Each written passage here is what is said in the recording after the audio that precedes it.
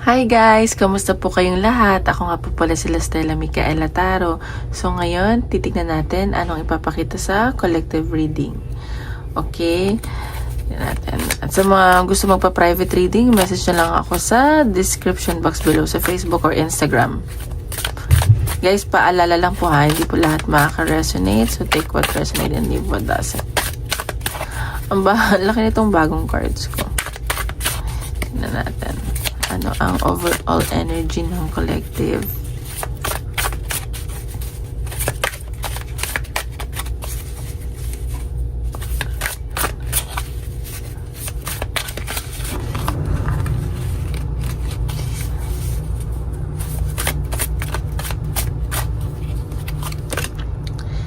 Divination abuser. So, nakikita ko dito, meron dito mga nagpaparead ng tarot o humingi ng guidance kasi parang nai-stress na and hindi na alam kung anong gagawin. Parang gusto niyo na ng peace of mind.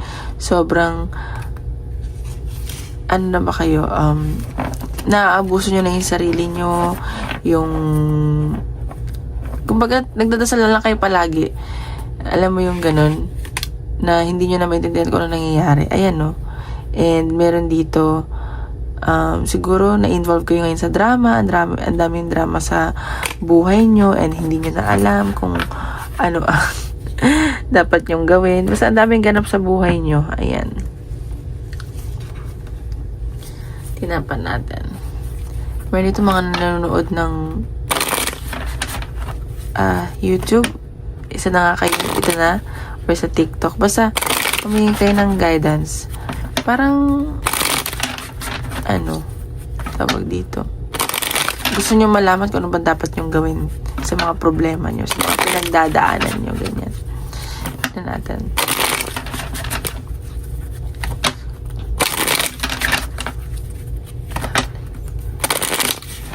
Love life ng collective. Tinatin ko yung energy makukuha natin.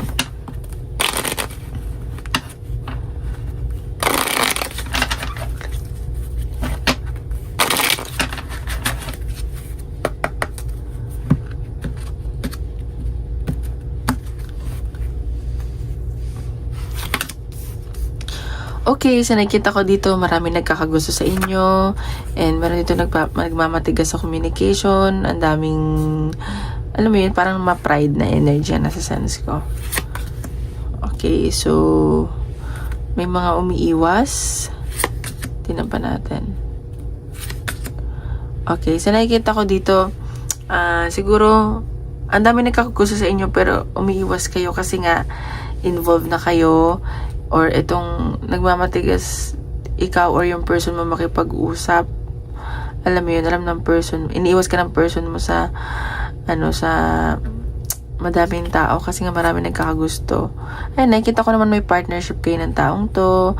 And masaya kayo together. Masaya yung pagsasama ninyo. And kung magkalayuman kayo, namimiss nyo yung isa't isa. And sa nakita ko, meron din isang tao dito na nag-iisip sa'yo, namimiss ka, nasa malayo. And meron dito na parang gustong bumalik sa ano ba to? Kung nasa abroad man kayo, gusto nyo bumalik sa hometown nyo, ganyan. Parang may namimiss kayo. And sa nakita ko dito, meron pa ditong nasasaktan. May nasasaktan, it's either ikaw o yung person mo. And sa nakikita ko, kayo parang umiwas na kayo sa maraming tao kasi parang pagod na kayo sa buhay. Ang dami nyong pagod na kayo in life. Like, wala na kayong energy, ganun. As in, pagod na. And sa nakikita ko, ang daming nakasuporta sa inyo. Yung person mo, suportado ka, suporta mo siya, and maraming din na gusto maging kaibigan ka. Kaya siguro nagsalas yung person mo. Ayan. Meron dito broken family. Baka yung person mo or ikaw to. And natatakot ka na magkaroon ka ng broken family. Ganyan. And meron dito involved na bata na nakakamiss sa inyo. Ayan. May inggitan at selosan na nangyayari. May pag-travel din ako nakikita. ingat ka, mag-cleanse ka, may mga naiinggit sa'yo. Yan, yung mga hindi nasasabi na maganda. And kung may travel kayo, may mga delays lang ng onte. Pero matutuloy naman kung ano may travel nyo. Ayan. So, ingat ka lang din sa mga taong malalapit sa'yo. Ayan. So, tinan pa natin. Anong ipapakita?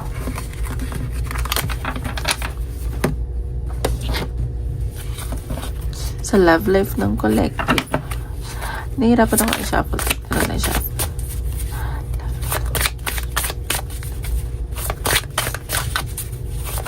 Uy.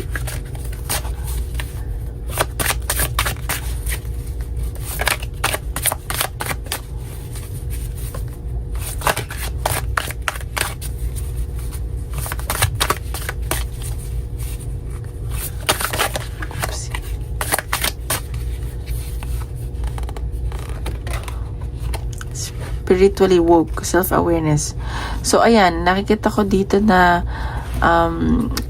kung mga single man kayo, mas mas nagfo-focus kayo sa sarili nyo, and kinakalimutan nyo na yung past ninyo or yung mga hindi magagandang nangyari ng mga nakaraan, and mga nagdi-detach dito from ego.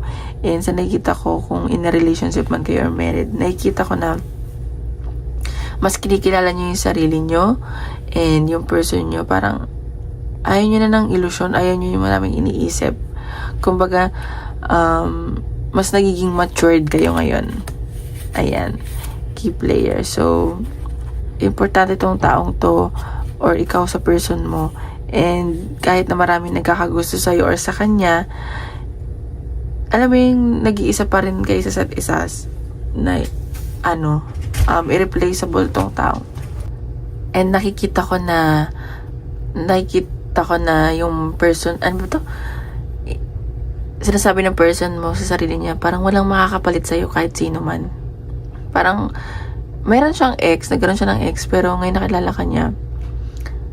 Kung isip niya kung mag-break kayo, ayaw na niya mag-jowa, ganon. Ayan, mahal na mahal ka nitong taong to. Ayan. So, swerte mo naman doon. Swerte mo naman doon. So, tingnan pa natin. Ay, ito pala yun. Ito. Mali yun ako. Pati ang papakit sa love life ng collective.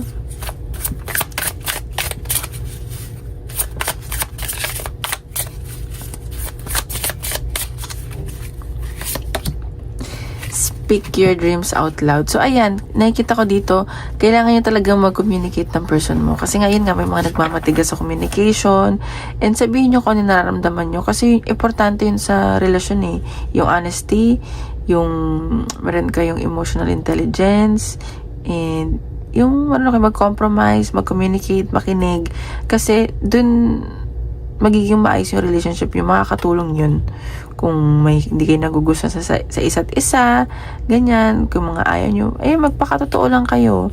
Nothing changes if you wait. So, wala daw magbabago kung mag-aantay ka lang, hayaan mo lang. Wala ka talagang makikitang pagbabago sa person mo or sa relasyon nyo, di ba? Yan. So, tingnan natin. Ano ang nararamdaman sa'yo ng person mo?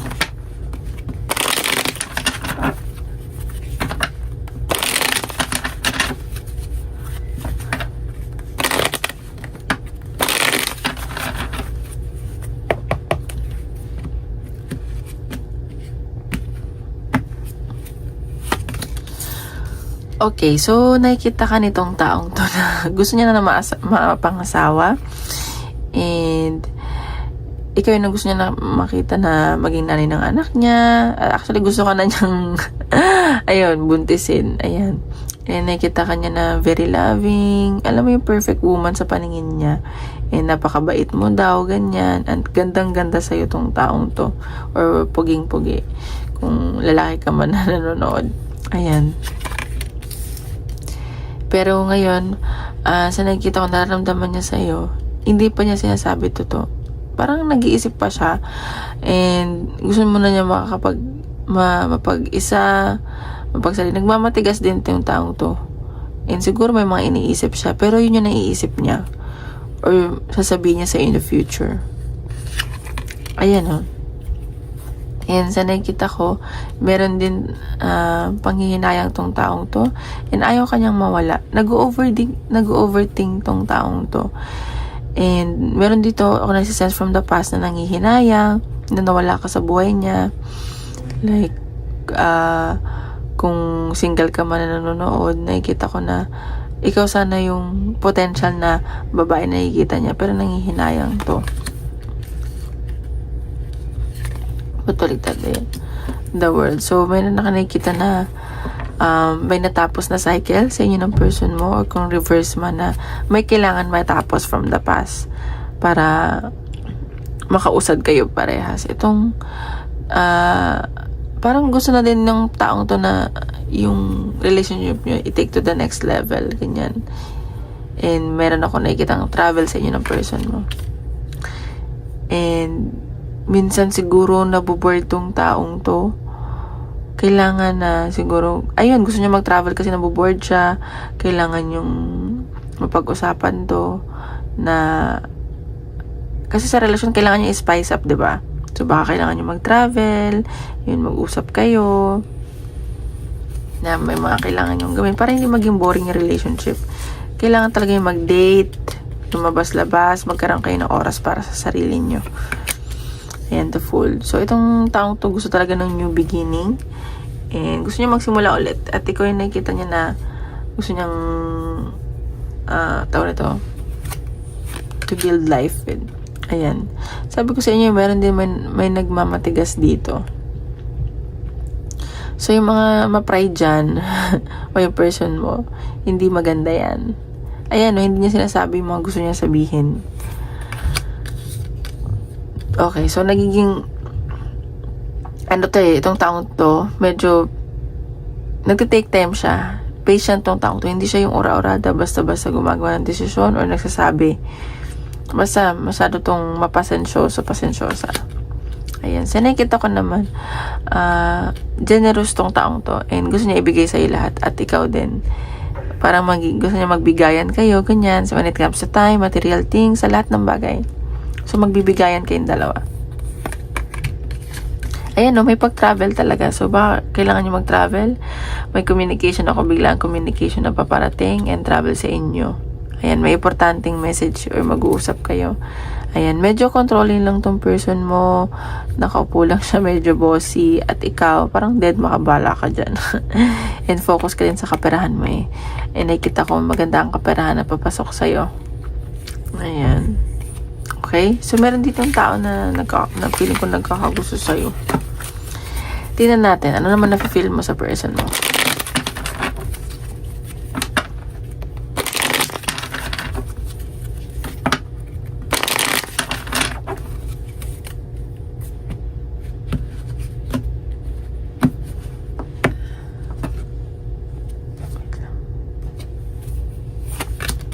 Na-feel. Ayan. So, may inaantay ka dito. Inaantay mo, magta-travel ba kayo? Ikaw, nag-aantay ka lang din eh.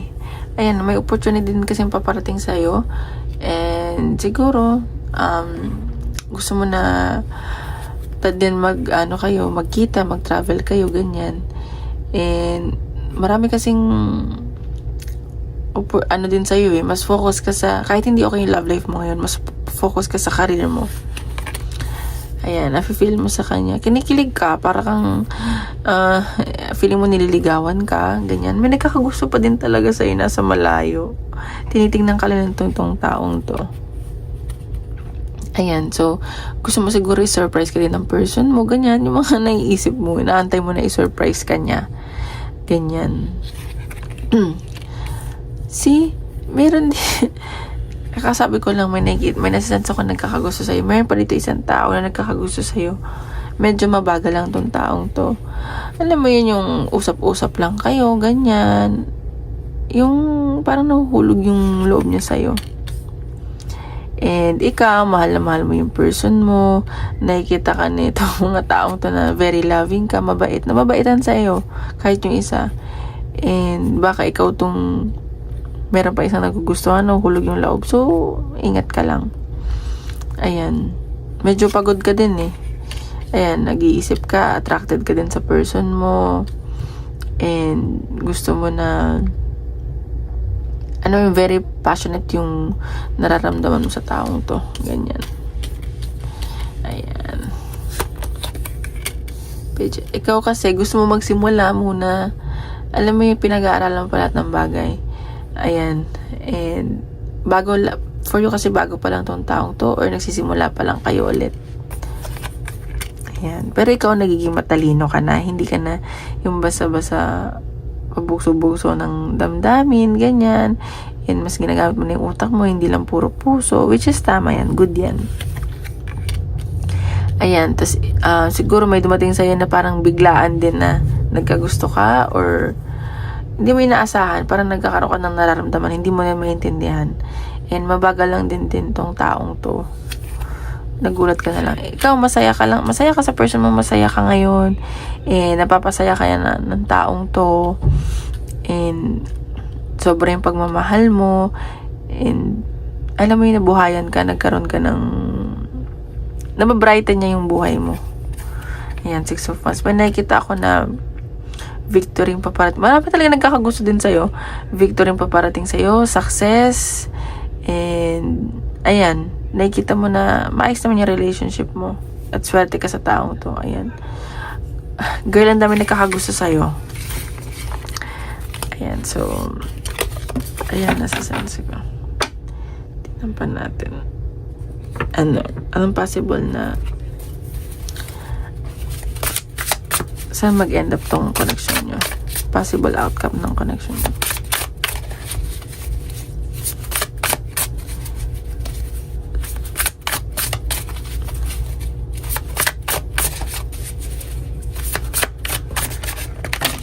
Ay, the lovers. Ayun no, mamahalin yung isa't isa.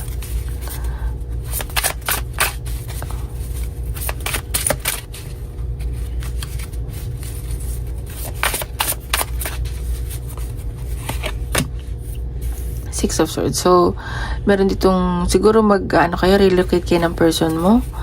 And, alam mo yung parang bubukod na kayo, gusto nyong mapagsarili, ganyan. Ayan, which is good kasi nakita ko maganda naman yung magiging outcome. And Queen of Wands. And, magiging, ka nito eh, passionate ka eh. Ganyan. Enjoy ka lang, ganyan. And, tawag dito. Gandang-ganda sa yung tao. Yung first tao, yung person mo. Ikaw na mo kasing iniisip. Ang dami mong gustong sabihin, gawin. Baka ikaw yung makikipag-communicate dito. 10 of Swords. So, ayan. So, may ending na mangyari. Kakalimutan nyo na yung from the past. Mag-uusap siguro kayo. Parang magsisimula talaga kayo ulit. Kasi may ending, tas may mangyaring yung beginning. 9 of Wands. So, ayan. Wag lang magmatigas. Meron kasi magmamatigas dito eh. Ace of Wands. So, ayan. May travel and communication. The world. So, ayan nga tayo, no? May travel talaga. Baka out of the country kayo or LDR kayo ng person mo. And, yun yung pag-uusapan nyo. Ganyan. Tatapusin nyo na yung LDR. The Hermit. And, meron dito na yung nag-isolate, which is yung hindi dapat gawin. So, baka mag-isolate, mag-iisip-isip, ganyan. 9 of Pentacles. So, ayan, meron kayong ipapurchase ng person mo.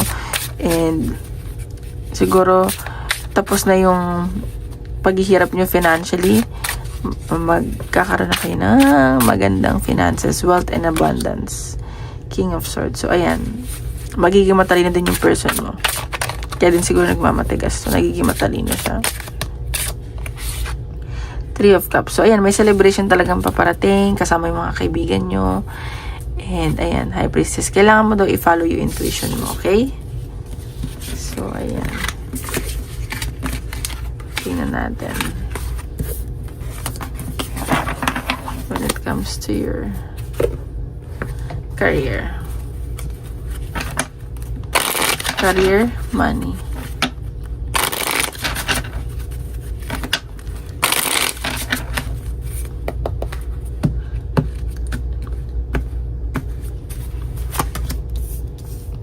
O sa career, may ending na paparating dito or gusto mo nang mag-resign, mag-change ng career. Ayan, so nag-overthink ka, na-stress ka sa nangyari. Ayan.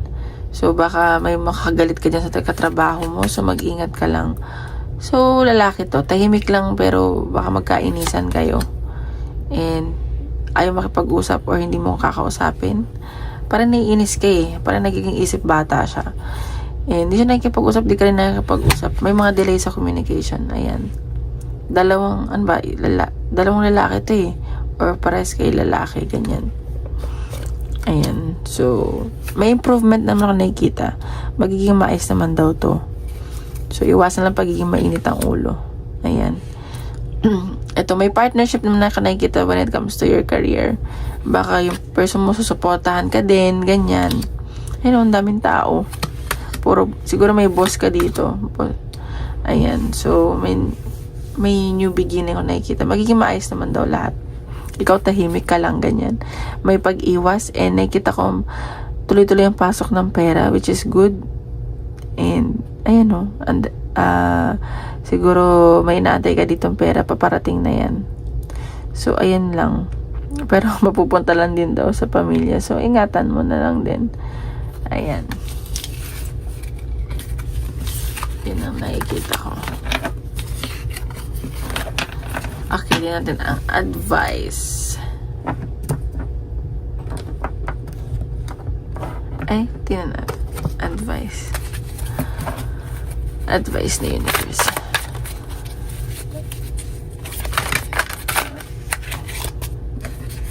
Salam.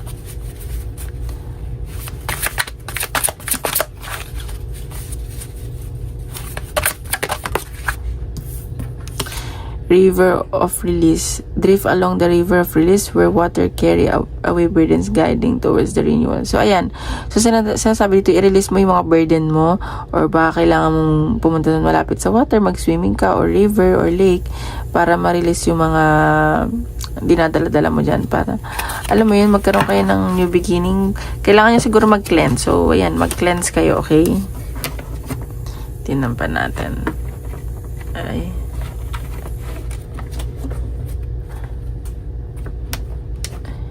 Kailangan nyo mag-cleansing. Advice nyo guys. Letting go. Ayan no. So, kailangan nyo mag-let go. Surrender and let go of control. Release, resistance, and trust in the flow of life, knowing that everything unfolds in divine timing and for your highest good. Ayan. So, yung mga controlling dito, yung mga kinokontrol nyo yung tao, sitwasyon, i-control nyo yan. And, ayun, maniwala lang kayo, go with the flow lang kayo, maniwala lang kayo kay universe, kay God, sa mga angels nyo. Kasi, lahat na nangyayari ay in the right timing, in the divine timing. Ako, ganun lang ako, go with the flow na lang ako, bahala na ako nung mangyayari. Which is, alam mo yun, kasi may stress ka lang. Ayan. Tingnan natin na yung blockages. Or,